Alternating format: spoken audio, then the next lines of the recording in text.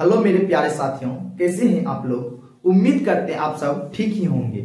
आज की इस वीडियो में हम लोग कक्षा 10 एनसीईआरटी में प्रश्नावली 2.2 का प्रश्न संख्या 1 को सॉल्व करने वाले हैं। जी हाँ दोस्तों, वीडियो अच्छा लगे तो वीडियो को लाइक तथा चैनल पर पहली बार आए तो चैनल को जरूर से सब्सक्राइब कर लें, ताकि मेरा आने वाले हर एक वीडियो का नोटिफिकेशन आपको समय समय पर मिलता रहे।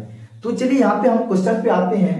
मेरा क्वेश्चन क्या कह रहा है, निम्न द्विघात बहुपदों की शून्य ज्ञात कीजिए और शून्यांकों तथा गुणांकों के बीच की संबंध की सत्यता की जांच कीजिए। और यहाँ पे मेरा बहुपद दे रखा है, क्या दे रखा है, x square minus 2x minus 8। यानी ये जो बहुपद दे रखा है, कह रहा है इसका शून्य ज्ञात करने के लिए, उसके बाद कह रहा है शून्य ज्ञात करने के बाद शून्यांकों तथा गुणांकों के बीच के संबंध की सत्यता की जांच कीजिए। तो चलिए इस क्वेश्चन को बिल्कुल बेहतरीन तरीके से सॉल्व करते हैं। और आपसे एक रिक्वेस्ट है, वीडियो को अंत तक जरूर देखिएगा। मैं आपको गारंटी के साथ कहता हूं, वीडियो को पूरा देखने के बाद आपको बिल्कुल अच्छे से ये सवाल समझ में आएगा। तो चलिए यहाँ पे क्वेश्चन को सॉल्व करते हैं। क्या कह रहा है, x square minus 2x minus 8। तो लिखेंगे हम हल। क्या है, एक्स स्क्वायर माइनस का 2x माइनस 8 बराबर लिख देंगे 0, क्योंकि इसका हम शून्य ज्ञात कर रहे हैं। तो यहाँ पे आपको ध्यान देना होगा, सबसे पहले इस बहुपद का शून्य ज्ञात करने के लिए इसका हम गुणनखंड निकालेंगे, यानी गुणनखंड करेंगे इसका। तो गुणनखंड का नियम होता है, जो भी मेरा एक्स स्क्वायर का गुणांक होगा उसको लास्ट वाली संख्या से गुणा कर देंगे। तो यहाँ पे एक्स स्क्वायर का गुणांक नहीं कुछ दिया है। जब नहीं कुछ दिया रहता है तो हमको एक समझना है, जब एक को माइनस 8 से गुना करेंगे तो क्या हो जाएगा, माइनस 8। अब यहां पे समझिए, दो ऐसी संख्या लेनी है।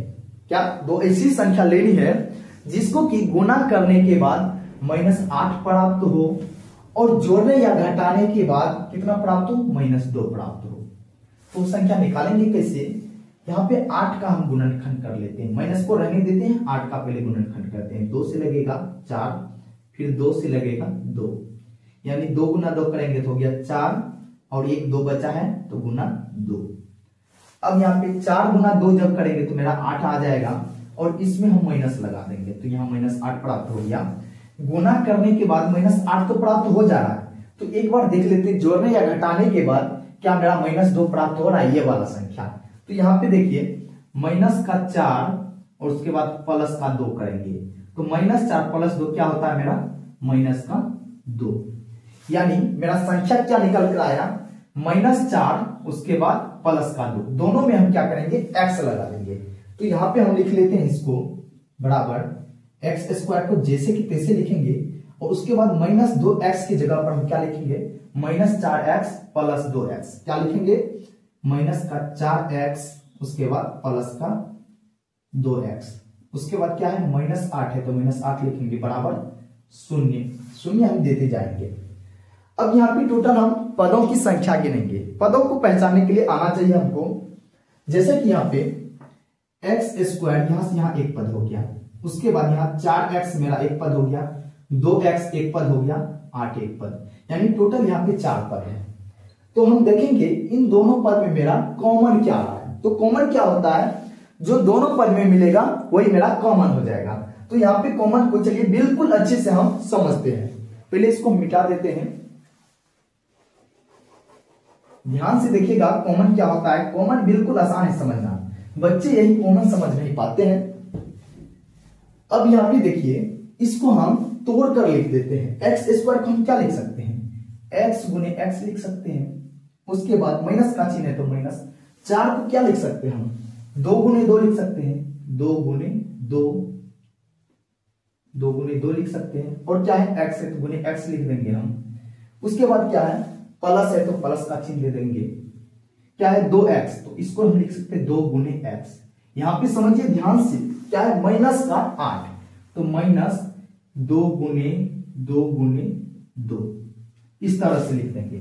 यानी ये जो है इसी को हम यहाँ पे तोड़ कर लिखे हैं। यहां से यहां मेरा एक पद हो गया, और यहां से लेके यहां तक मेरा एक पद, टोटल 2 पद।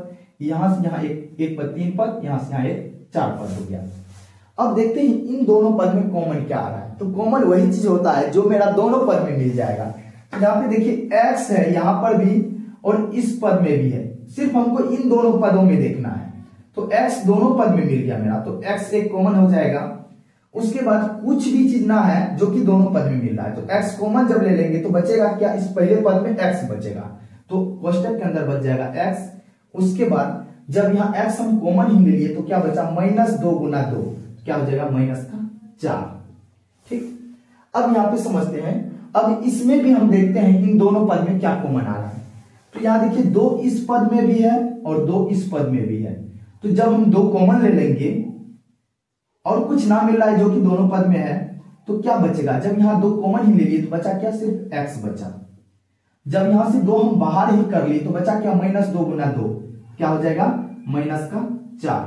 अब यहाँ पे ध्यान से देखिए इन दोनों कोष्टक में समान अंक आ चुका है, आना भी चाहिए। अब इसी को हम यहाँ पे लिख देंगे, यानी कॉमन जैसे लेने के बाद जो संख्या आया, क्या लिए हम यहाँ पे कॉमन, x कॉमन लिए। तो x कॉमन लेने के बाद कोष्टक के अंदर मेरा बचा क्या, x - 4 बचा। ठीक, उसके बाद दूसरे पद में हम 2 कॉमन लिए तो क्या बचा, x - 4 बराबर 0। दोनों कोष्टक में मेरा समान अंक आ गया, आना भी चाहिए। अगर आपके सॉल्यूशन में दोनों कोष्टक में समान अंक नहीं आता है तो आपका सॉल्यूशन गलत है। तो यहां आगे बढ़ते हैं। अब हम क्या करेंगे, एक बार इसको लिख लेंगे x + 2 को, यानी जो बाहर में है उसको लिख लेंगे, x + 2 लिख देंगे बराबर 0।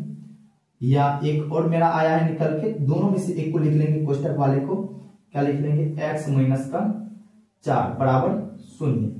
अब यहां पे समझिए x + 2 बराबर 0, यही हो गया x - 4 बराबर 0। तो निकल कर आया मेरा x बराबर निकल कर आया +2 बराबर की उस साइड जाएगा तो हो जाएगा -2। एक और बना मेरा x -4 बराबर की उस साइड जाएगा तो बराबर +4।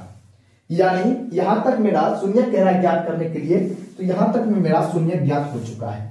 अब हम क्या करेंगे, जांच करेंगे। तो इसको जांच करने के लिए हम एक को मानेंगे अल्फा और एक को मानेंगे बीटा। ठीक, अब इधर हम जांच कर लेते हैं, इसको मिटा दे रहे हैं।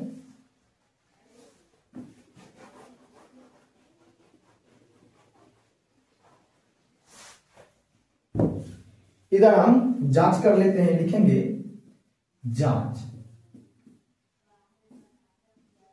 जांच करने के लिए सबसे पहले हम a बराबर लिखेंगे। तो a बराबर मेरा क्या होता है, जो भी x² का गुणांक होगा, बहुपद में हमको देखना है, जो भी मेरा x² का गुणांक होगा मेरा a का मान होगा। तो x² का गुणांक क्या है, कुछ नहीं दिया हुआ है। जब कुछ नहीं दिया रहता है तो हम 1 लिख देंगे। उसके बाद b बराबर लिखेंगे हम, b का मान क्या हो जाएगा, x का जो भी गुणांक होगा वो मेरा b का मान हो जाएगा। तो x का गुणांक क्या है, -2, तो b बराबर हो जाएगा मेरा -2। और c बराबर जो मेरा अचर पद होता है, तो अचर पद क्या है, -8 लिख दिए। अब यहाँ पे हम लिखेंगे शून्यकों का योगफल, उसके बाद शून्यकों का गुणनफल।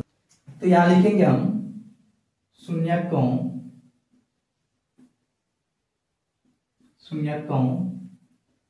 का योगफल। तो शून्यकों का योगफल क्या होता है, अल्फा प्लस बीटा। क्या होता है, अल्फा प्लस बीटा बराबर -b/a। अब मान रख लेते हैं हम, अल्फा का मान क्या आया है, अल्फा का मान है -2, क्या लिख देंगे -2 प्लस बीटा का मान क्या आया है 4, तो हो जाएगा 4 बराबर क्या हो जाएगा -b/a। तो b का मान कितना आया है -2 और b में एक पहले से माइनस लगा हुआ है, तो एक माइनस पहले से हो जाएगा, एक माइनस b वाला हो जाएगा -2 और बटे a का मान क्या है 1, लिख देंगे 1। अब -2 प्लस 4 क्या हो जाएगा 2। अब यहाँ पे माइनस गुना माइनस प्लस 2 हो गया, यानी शून्यकों का योगफल दोनों तरफ बराबर आ चुका है। अब यहाँ पे हम शून्यकों का गुणनफल कर लेंगे, लिखेंगे शून्यकों का गुणनफल।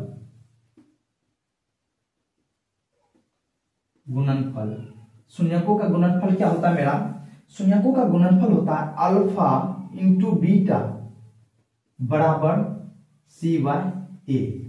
अब यहां पे मान रख देते हैं हम, अल्फा का मान क्या आया है -2, तो लिखेंगे -2 इंटू मतलब गुना का चिन्ह देंगे और बीटा का मान क्या है 4 बराबर सी का मान क्या है, सी का मान यहां पे देखिए दे रखा है -8 बटा ए का मान क्या है 1, लिख देंगे 1।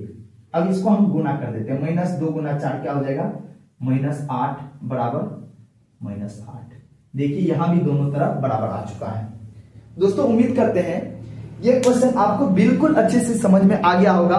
मिलते हैं नेक्स्ट वीडियो में, तब तक के लिए जय हिंद।